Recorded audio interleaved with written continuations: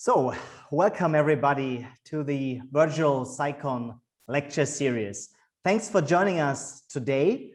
My name is Christopher Buschow and I am your host today. I am an assistant professor at Bauhaus Universität Weimar in Germany, and my work in Weimar is primarily focused on questions of organizing and financing journalism. First of all, let me start with some words concerning the background of today's lecture.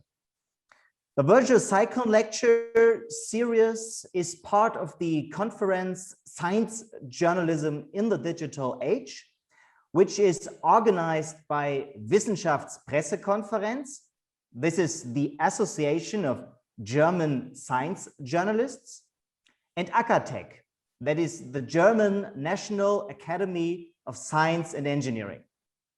And in May this year, the SciCon Working Conference will take part, where we want to discuss what can be done to help science journalism in the digital age, and especially in these times of turmoil. And these recommendations are especially developed against the backdrop of the expert lectures that we heard in the last couple of months, that we hear today, and that we will hear in the next weeks. The working conference, as well as our online lecture series, are made possible thanks to a grant from the German Federal Ministry of Education and Research.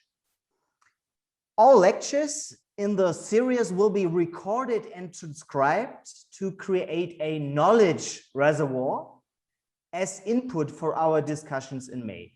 And if you want to take a look at this knowledge reservoir, just open up www.science-journalism.eu.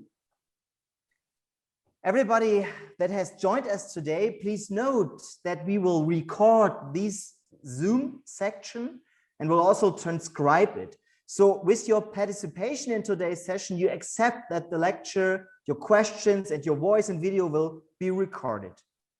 So now I'd like to proceed as follows.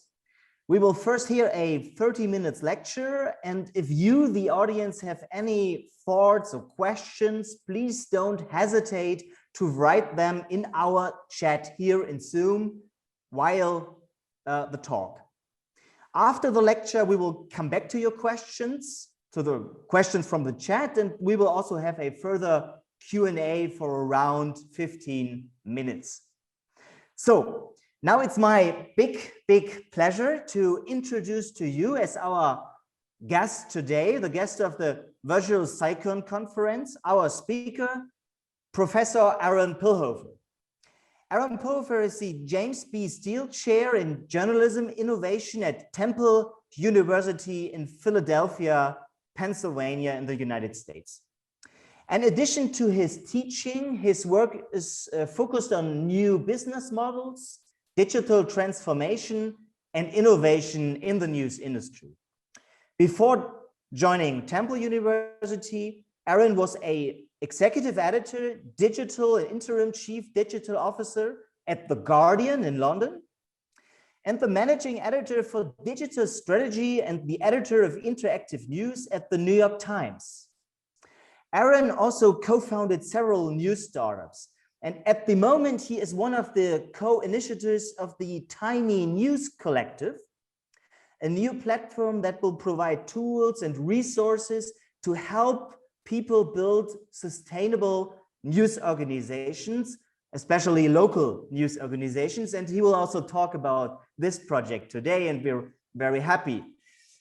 So Professor Pilhofer, thank you so much for joining us today. We are very delighted to have you with us, for you to give a talk, a presentation about visions and business models for journalism in the near future. And yeah, well, the floor is yours. Great, thanks. Okay, so you can all hear me, I'm assuming. Great, awesome. All right. Yeah, thank you for having me. I'm really happy to be here. This is obviously a topic that's near and dear to my heart, and it's something that I've been working on for a very long time. I'm relatively new to academia. I've only been at Temple now. This is my 4th year. I'll be finishing my 4th year. And one of the reasons I came to academia was because I felt pretty strongly that something needed to be done from outside the industry, that more needs to be done, particularly at the local level. And it's almost impossible to make any real change inside the industry. And we're happy to talk about why, that might be. Right now, in addition to my teaching and other activities, my main project, and I'm going to share a slideshow. I hope you can all see that. My main project right now is a project that it's about 1.5 years old, actually just about a year and change old, called News Catalyst. So News Catalyst was launched as a project of the Knight Foundation, Lenfest Institute, which owns the Philadelphia Inquirer here in Philadelphia, which is a really interesting business model in and of itself. Facebook is another funder. And News Catalyst, the intent was to create an organization that would work to make local news sustainable digital businesses. And that's obviously, it's a big charge, but our focus is on local news, and it's on the business of local news. We do that. We do a lot of different things. Some of the projects that we're working on, for example, we helped launch the News Product Alliance, which you may or may not have heard about. The News Product Alliance is a new global membership organization that is focused on elevating the product discipline and role within news organizations. One of our hypotheses, one of our theories of change at News Catalyst is that the product discipline, focusing on building better, more responsive news products, is one key way local news organizations can be more sustainable. The product discipline itself, the framework of product thinking, is, in my view, one of the keys to digital transformation. It provides a systematic, measurable, results-oriented process by which news organizations can apply, can make change, make measurable change in their businesses. So product is a key pillar of what we're doing at News Catalyst, and we're hopeful that the News Product Alliance will be a big piece of that. There has not been a product-specific membership organization in news, and now there is. And there's more than 1,500 people who are involved in this project. Another piece of work that we're doing is an ongoing, it's around training, and again, very much focused on product. We launched with funding from Google last year. We launched a pilot program that now is a full-blown global training program, where we are taking small groups of journalists, 25 people. We have 3 cohorts. We have one that we finished up about 2 weeks ago, based in the Americas. We have one that's going on right now, that's Europe, Africa, Middle East. And we have a 3rd cohort coming up that's going to be APAC. But the goal here is to, over an 8-week period, to take journalists who are in organizations, small organizations, that may not even have a product discipline, may not even really know that much about the product framework, and over an 8-week period, train them to the point where they can operationalize the knowledge that they gain through product immersion. So this is another big program of ours, and we hope that will expand. But we're really mostly focused right now on the Tiny News Collective. The Tiny News Collective is, well, it sort of materialized for us kind of out of nowhere in a way. Right at the height of the pandemic, when my team and I were trying to figure out what it is, how we can respond to this dire situation in local news. This is the time when in the States, there were thousands of journalists who were being furloughed and laid off. It was a really, frankly, very depressing time within a much longer, very depressing time for local news. And we really felt like we needed to do something that is growth oriented. So much of what we do is transformation oriented, or essentially just sort of help stop the bleeding. But we weren't really doing anything that was sort of future focused, optimistic, growth oriented. And so we started looking around, in particular at news deserts, by which we mean, this is a very big topic in the States, I'm sure it is elsewhere as well. But we're looking at places where there is limited or no there are communities that are not being served or are underserved by media, by news.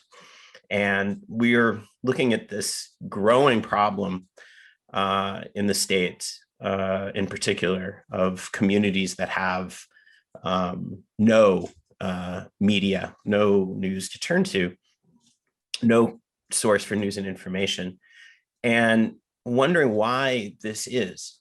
Why is it that we have, large places where nothing exists? And, you think about it, it doesn't make any sense. You would think that where there is no competition, you would think this would be, you would be seeing some sort of something happening in these places, but you really aren't.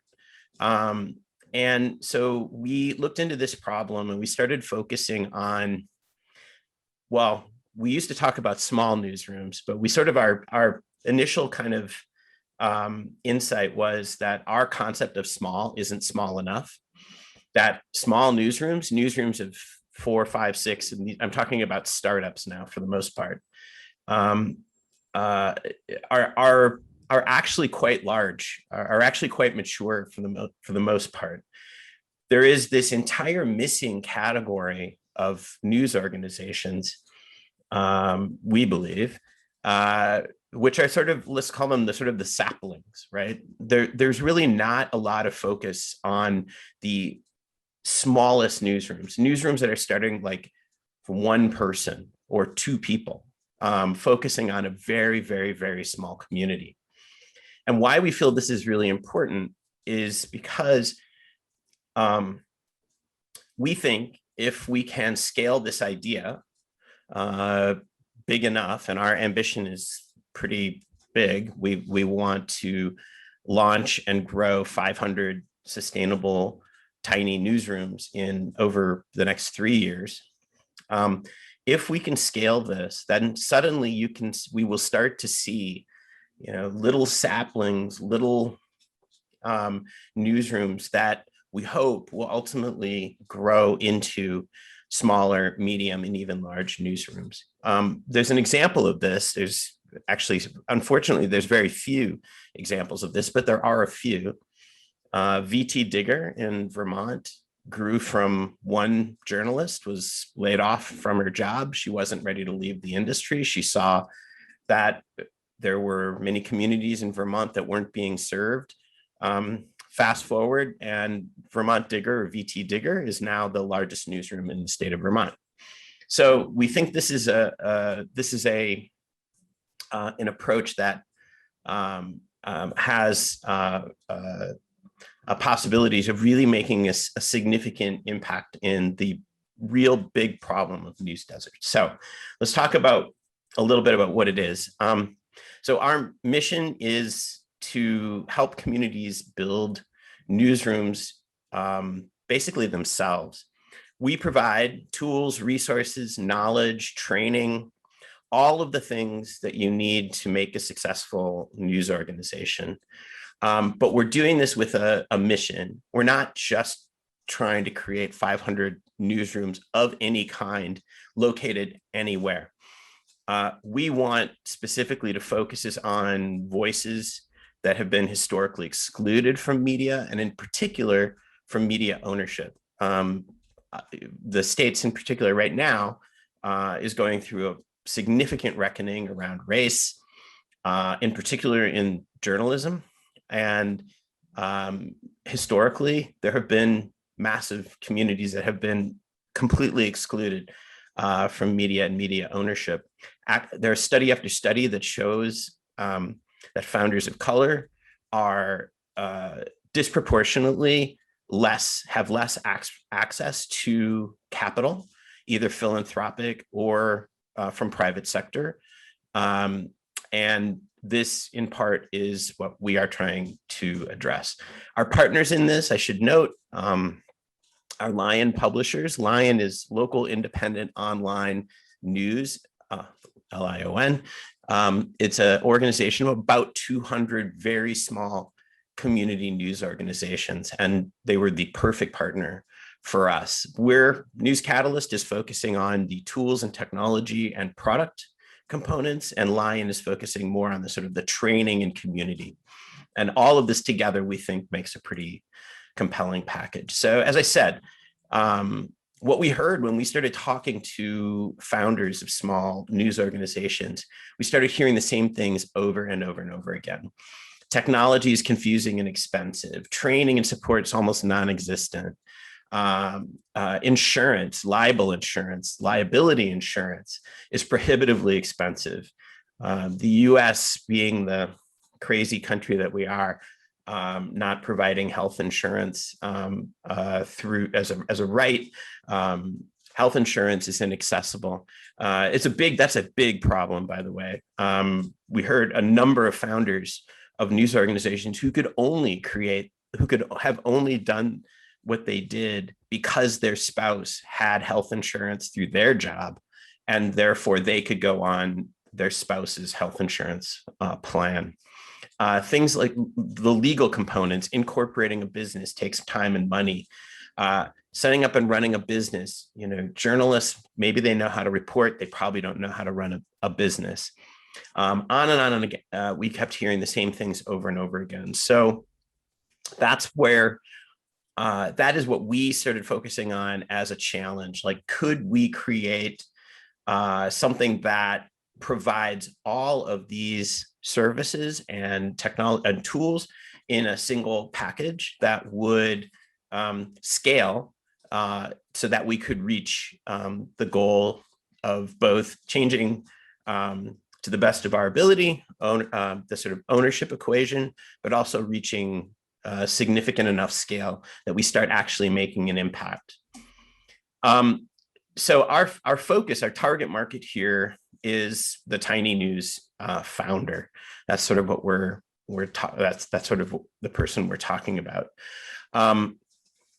Most of these small news organizations that launch independently fail. The vast majority, the vast majority of the ones that start fail.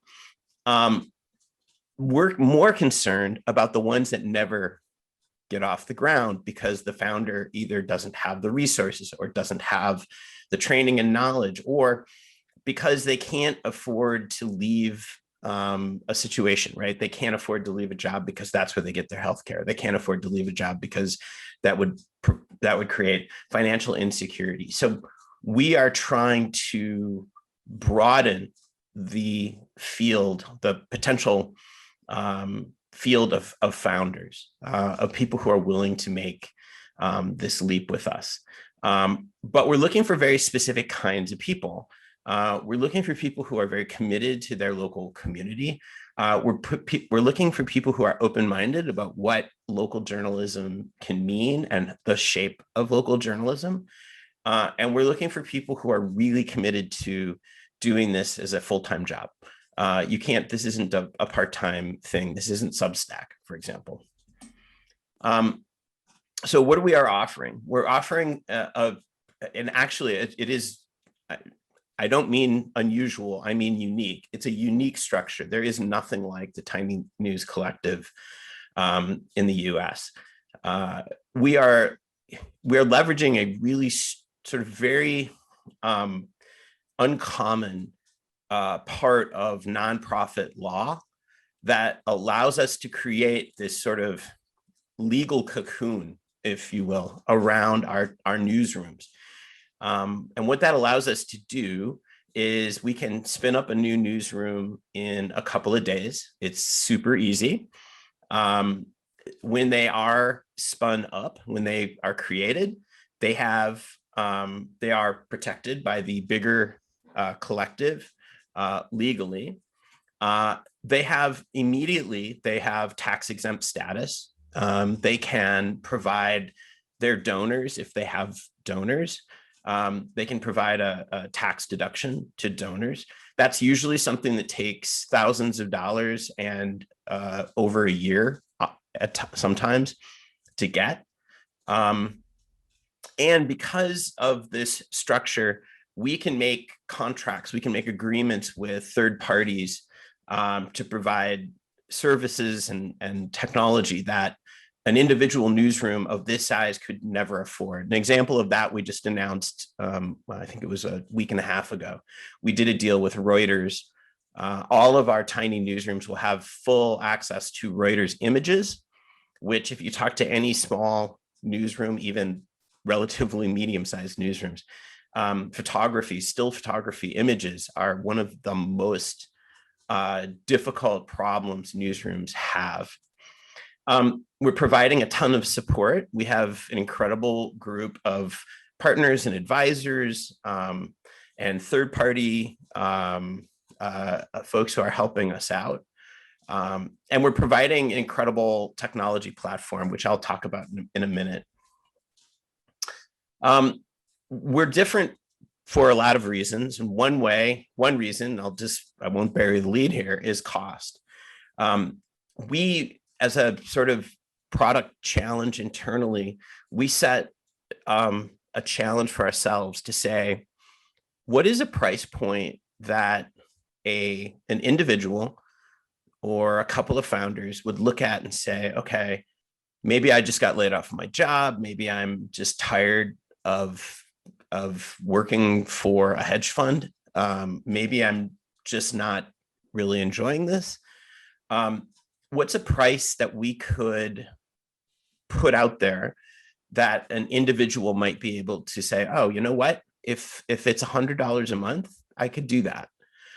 There's a lot of focus right now in the States of newsrooms that are being launched through philanthropic or in a for-profit sense through venture capital. And those are big and expensive affairs, and they can be, and that is absolutely a path to success. There's no doubt about it. We're seeing it through the American Journalism Project and other organizations. We don't think that alone is going to solve this problem. We think there needs to be a much bigger, much more scalable, small effort focused at the tiniest newsrooms. And that's what we're trying to do here. So that's how we differ from some of the other efforts that are out there. And we think these things are completely compatible. So $100 a month is roughly what we're talking about as a price point. And there's literally nothing out there that's even remotely close to this in terms of price.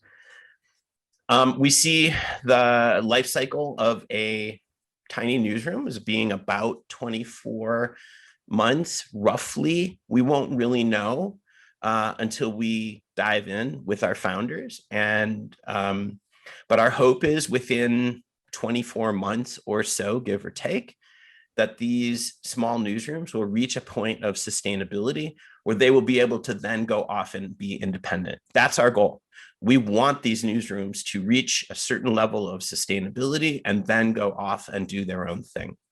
They may continue with using our technology, but they may then leave the collective and go off and be independent. By the way, this is our group of, if this slide ever actually changes, there we go. This is the team and our founders and the board and advisors. We've got an incredible group here. I mean, I've never been involved in a project that's this collaborative, that involves this many people, and nobody has said no yet to us when we've described what we're doing and have asked them if they would want to be involved. Nobody has said no. So we see our competition is kind of different than other efforts. So Substack, I think, is probably our closest competition. Substack is a fine platform. I think it's okay, I'm lying to you. I don't actually think it's a fine platform. I think they are charging what I would call borderline usurious rates. I think for what it is, it's okay. But the idea that if you have 2,000 subscribers paying $10 a month, you are paying nearly $4,000 a month to Substack for what amounts to a newsletter and basic blog with some lightweight analytics and payments and CRM. We think this is absurd. And so we think we can do better than that. Newspack is a fantastic CMS. And it was the thing that we talked about as being sort of targeted to small to medium-sized newsrooms. It's $5,000. Well, no, it's more than that. Sorry, it's $12,000 a year or more, which is way more than a single founder could afford. So it actually, in our view, sits a layer above. It's the sort of thing that a tiny newsroom would grow into, in our view. There are other small companies out there trying to do this sort of thing. Tap Into is one of them. Tap Into is an all-in-one publishing platform. It doesn't include like the training and a lot of the support elements that we do, and it's much more expensive than we are. So we think we are extremely competitive compared to what the alternatives that are out there. This is our platform, just so you can see kind of how it all comes together. The big challenge that we had is, can we build a scalable, replicable platform that can be maintained by an incredibly small team that doesn't cost a lot of money, because we can't, at $100 a month per news organization, we are going to have to be able to scale this up significantly. And so we, I think, have one of the most creative solutions to this. We're just getting other people to pay for our technology cost, Google in particular. So our CMS is basically Google Docs. All the content creation, editing, sharing happens in Google Docs.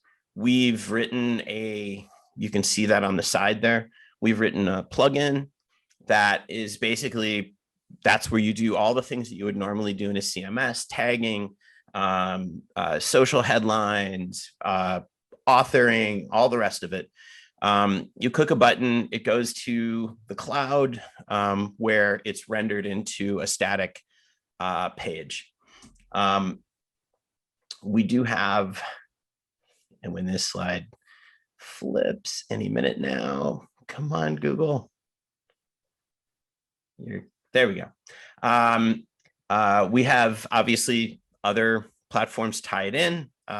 We provide newsletters. We provide comments via the Coral Project. There's all sorts of third-party tools as well. Like, we have completely aligned all of our analytics with the best practices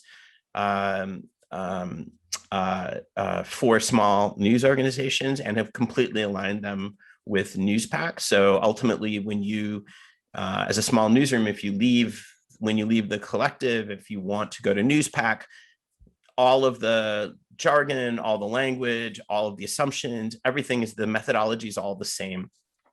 we wanted to make sure that we were as compatible as possible with the platforms that our news organizations would be graduating to. The finance part is actually pretty interesting. We've partnered with a company called MonkeyPod. MonkeyPod is automated accounting, essentially, and does for you a lot of the back-end finance-oriented work that otherwise human beings would have to do. So our news organizations won't have to worry about accounting, that this is all going to be handled for them through MonkeyPod. And when this slide flips,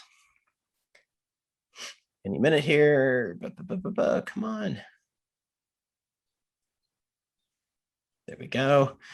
We'll provide CRM, we'll provide fundraising, we'll provide anything that you think, all the things that you would think a news site would need, we will provide. And this just gives you a sense of the kinds of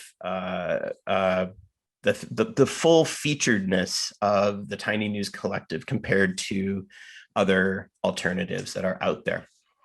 And finally, the piece of this that we haven't talked as much about, but really I think is the biggest distinguishing characteristic and one of the most important pieces of what we're doing, is something that, well, we're not calling it the Founders Fund anymore. I have to change this slide. We're calling it the Launch Fund. There is a thing we found out called the Founders Fund, and it involves unsavory characters like Peter Thiel. So we are going to change the name. It's now going to be called the Launch Fund. And the Launch Fund is specifically targeted to solve one of the most consistent problems that we identified, and that is the ability of potential otherwise qualified founders to launch local news sites, because they might be economically insecure. If they were to leave a job, they would need to have the ability to pay a mortgage, a student loan, healthcare, things like that. So think of this as almost like financial aid. We are hoping to raise $1 million. We were hoping to raise that by Q1 2021. We did not do that, particularly to support founders of color, and in particular, those launching in or underserved communities. Founders would be able to apply for grants, subsidies of up to $100,000 to offset any costs that they would need to offset in order to make the Tiny News doable for them. And that grant would decline over time. So it would be, let's say, a 2-year grant where you would get 100% for the first 6 months, and then it would go to 80%, then it would go to 60% and so forth. With the idea that as your site ramps up and as revenue starts coming in, that there would be this inflection point where your site would be supporting you versus the Founders Fund. So that's kind of the project in a nutshell. Oh, and I should mention this too. The collective itself is sustainable, which was a key challenge for us.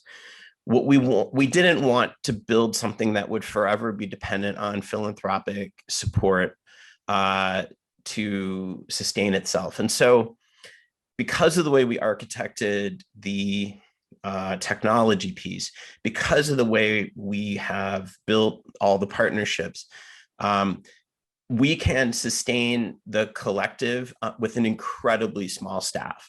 We're talking about 2 or 3 people to sustain it.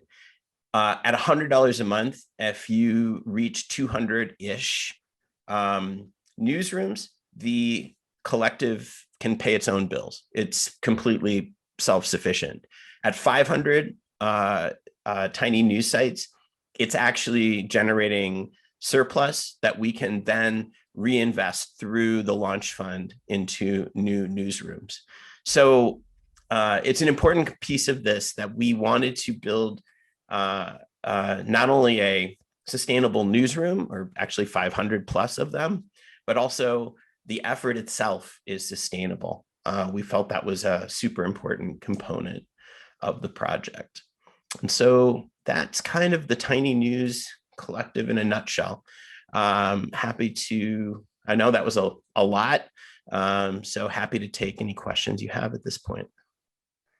So first of all, thank you so much, Aron, for giving us insights into this, really, really interesting and fascinating organization that you build up there, or just building. I'd like to, you just told us pre the lecture that you had 50 applications for the program that just started its first pilot, right? So right.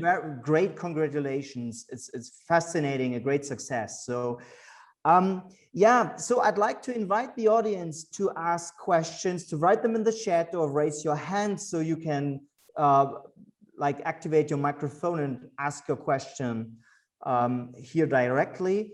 I wanted to start with highlighting that it's very interesting to see that we have some organizations in Germany and Europe that do some parts of the things that Tiny News Collective does. Right. For instance, we have Riff Reporter in Germany, which is a science journalistic project that really aims to help people who'd like to start a science journalistic project, but are not able to deal with all these things that founders have to do, like tackle all the technology and the business side and all these kind of things. What Riff Reporter does is that they only let in people who are journalists and who stick to a like a really codex. So I wanted to ask you, are you aiming at journalists, or can anybody apply as a founder of a Tiny News project? So, no, that's a great question. So the answer to that is yes. We are open to, and actually believe that a substantial number of our founders will come from sort of with non-traditional backgrounds. We will through Lion be providing a very substantial training program for our founders. Things that include all the technical sort of onboarding you would imagine, how to use your CRM, what do all these analytics mean? What are best practices? But also, we'll train our founders around, questions of what is libel, what is defamation, and even potentially for founders who are relatively new to journalism, how to write a good news story. I mean, there will be a community of support and knowledge built around this. So our founders can come from a traditional news background or not. We're working with both. So we have a question by Carl Urban, who raised his hand. So if you like, Carl, you could unmute yourself and ask your question. Yes, sure. Thank you, Aron. This was quite interesting. And I'm also glad, Mr. Buschow, that you mentioned Riff Reporter, because this came to my mind as well. I'm a member of Riff Reporter for more than 2 years now. And I found many aspects which I like very much on our project.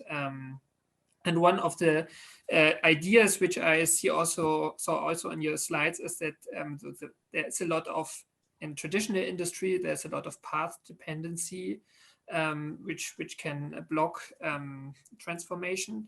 And the idea to have some kind of collective where you can start over and over again and try new magazines or business models or whatever is very, very interesting, very helpful.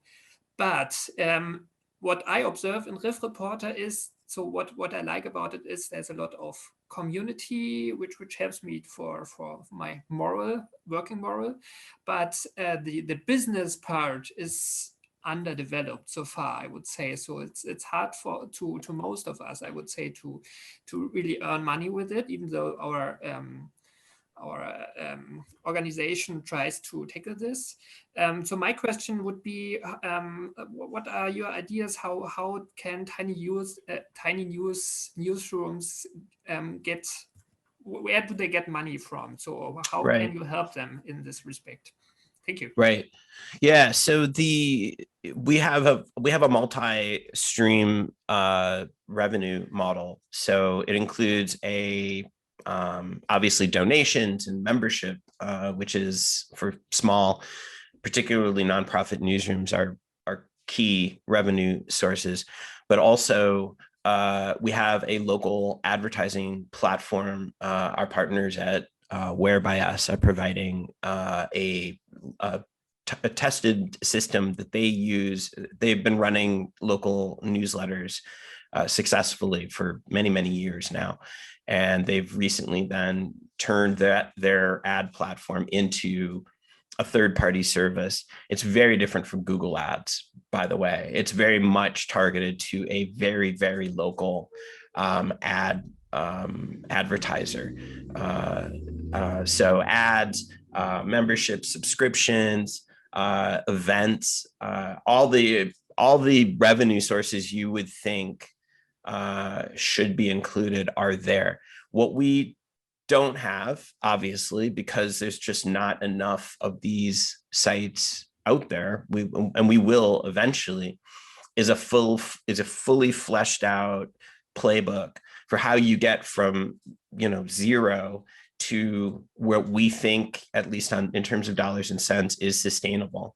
So we think that number is somewhere between $100,000 and $150,000 of revenue, annual revenue.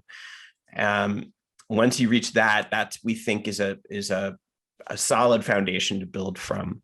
So we are working with a consultant right now. It's a guy named Tim Griggs, who used to be at the New York Times. We worked together there. He's going to help us develop a sort of a framework business model for our tiny newsrooms. So that is, I think, to your point, I think this is where we will be spending a disproportionate amount of our time is on the business model, because without that, the journalism's impossible. I think this also answers Franco Zotta's question. Yes, he nods. Yes, perfect. So we have another question from Stephen Lang and Anja Nosta, who like to know if you going to extend the tiny news collective model to other countries. Right. So Steve asked if you could think about bringing this to Africa. And obviously, a lot of the technology stack you're building is really scalable and could be applied to other countries without any costs, actually, right? Yep. Yeah, so our entire platform is open source. You can grab it now if you wanted to. The answer to that is yes and no. Right now, at least initially, the legal structure in particular of the Tiny News Collective is very much embedded in US nonprofit law. So we are a US only effort right now. But I think this is a model that can be replicated around the world. So what I would love to see, I don't believe there should be a Tiny News Collective global, for example. What I would love to see are local efforts in different countries, taking the idea, the model, and applying it in their community. On the one area where I think we can be super helpful is on the technology platform. Once we have 5, 6, 7 sites up and running, and we've kind of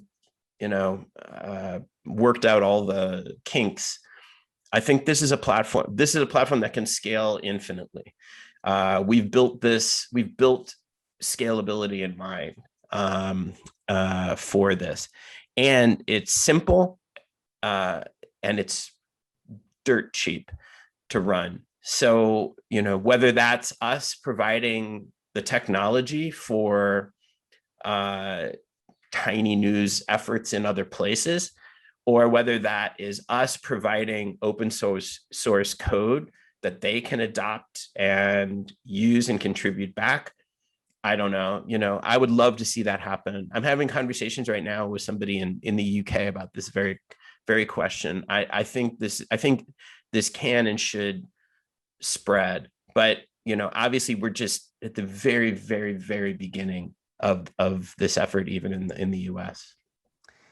An interrelated question from the United Kingdom is from Jonathan Heathrow. He's from the Public Interest News Fund, and he asks if founders could join the project that have already worked for some years with their own sites and now need to realign their business. Yeah, so our answer to that question is yes, but one of the kinds of concessions we had to make in order to build a fully featured, wildly scalable technology platform that can be more or less operated for next to nothing and supported by a technology team of 1 or 2 at most, is that we're not migrating content over to our platform, number 1, and we are not providing customization. You can have all the customization on the Tiny News platform as long as it's none. That's our philosophy. It is a one-size-fits-all platform, and unfortunately, that's the way it is. Now, within what we are providing, there are some customization. You can change typography. There are multiple layouts. There will be different article templates. There are different homepage templates. But our philosophy is, if it is a feature that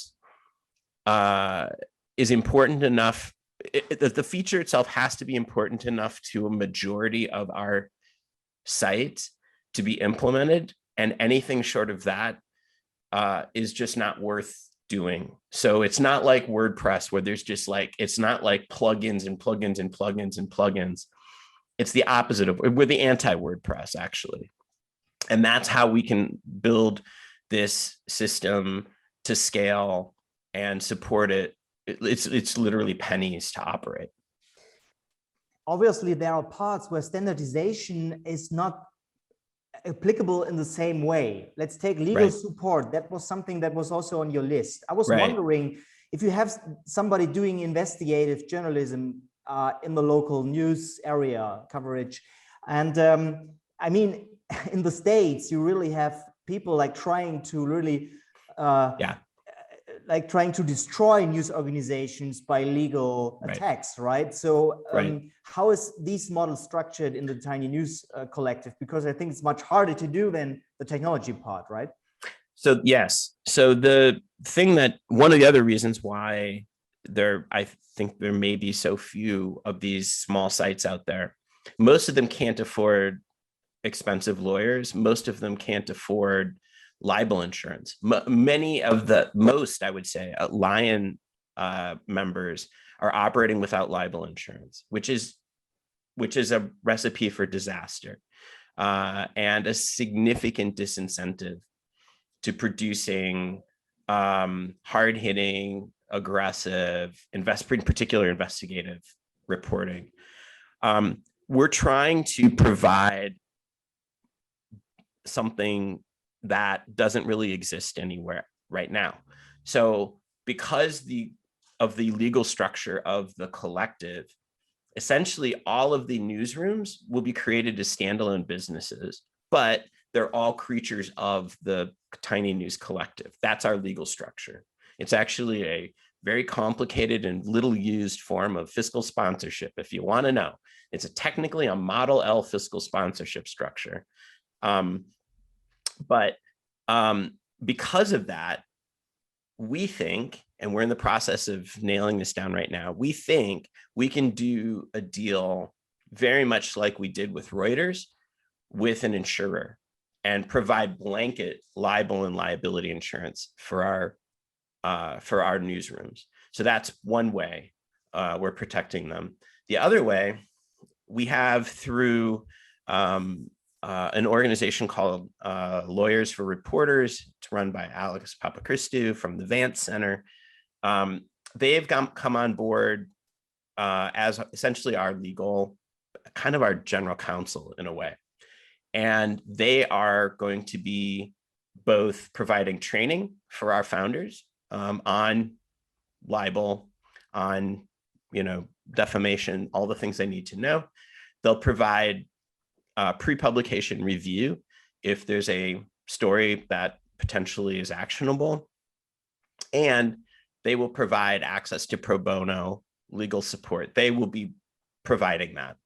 So our tiny newsrooms will have lawyers, they'll have insurance, I hope.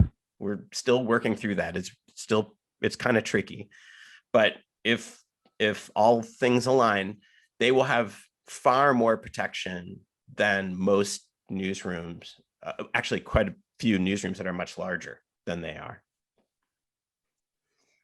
We have one question from Franco Zotta, who is interested in the funding structure of the Tiny News Collective. And he asked if it was hard to find financial supporters. Is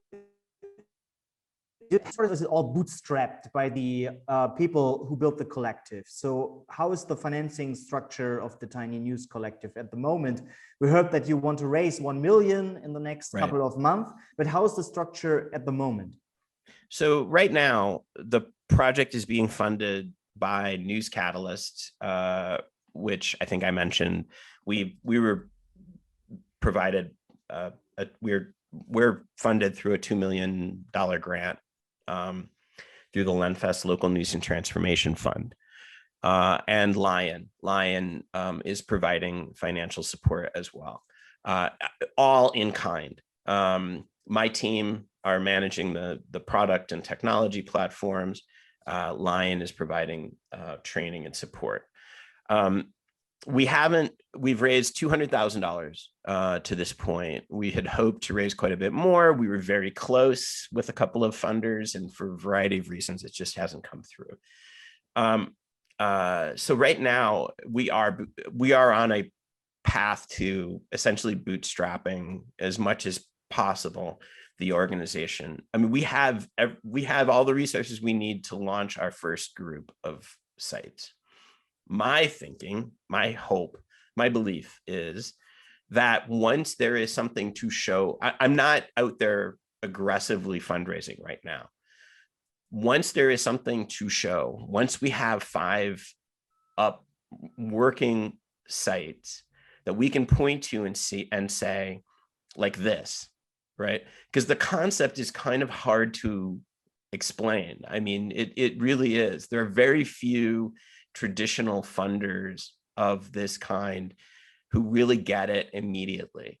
And so, it's kind of hard to explain to people what we're doing, because we get questions like, well, why is this different from American Journalism Project? And it's like a million degrees different, but it's hard to immediately convey that to somebody when you don't have anything to show them except a slide deck. So my approach here is to get through this initial launch. And then once we have a handful of sites publishing, and that should happen over the summer, once we have a handful of sites actually working, then go out and try to raise the additional money that we're hoping to raise for the launch fund and for Tiny News itself. It's really just a matter of gap at this point. Once we reach 150, 200 sites, the collective is self-sufficient and doesn't need any more philanthropic support. All of the philanthropic support from then on can go into launching new sites. So it's just trying to solve that gap, which is, given the projects I've been involved in before that didn't have any money. So we're in okay shape. I'm pretty happy with where we are right now.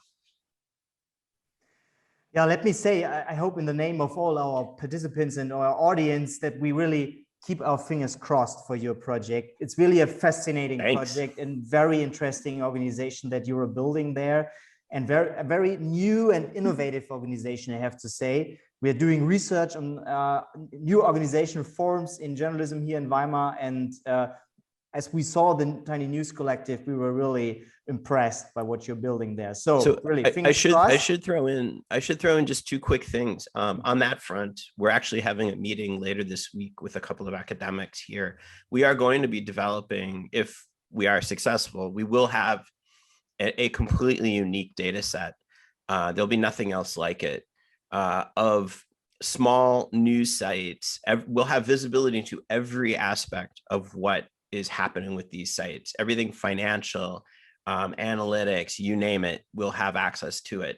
And because these sites are substantially similar in terms of structure, UI, UX, it is a total apples to apples comparison. So you'll have an incredible data set that I think researchers will want to have access to, and we're building that, we're baking that into the project from the jump. The other thing that might be of interest is we've been focusing on geographic community as our focus initially, but we also think there are other kinds of communities that we can focus on later on, like topic and interest. So if a founder came to us and said, I wanted to launch a site that's specifically around science or environment or something like that, down the road, that is something we would want to support. And we think there's a viable model there as well. That sounds really fantastic, because I think what we really need to like foster the journalistic ecosystem of, like journalistic founders is really data and this kind of support. Right. So thank you very much. Right. We would love to hear from this, I would say, side project in academia.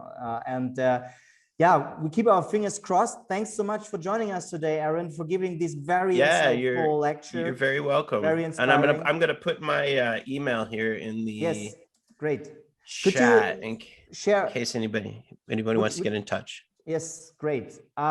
So thank you so much for being with us. I'd like to point all our audience to the next SciCon lecture that will be held on April 21st, 5 p.m. Central European Time. And we will have two guests, Matt Rogerson he's the head of public policy at the Guardian Media Group in the UK, and Martin Jönsson, he's the head of editorial development at Dagens Nyheter in Sweden. And they will talk on the future of newspapers and publishers. And this will be moderated by Jan Rubner. So join us on April 21st. And if you like to check out the program, then just click at science-journalism.eu. Thanks for being with us. Thanks for joining us today. And Aron, all the best. And thank you so much. Bye-bye.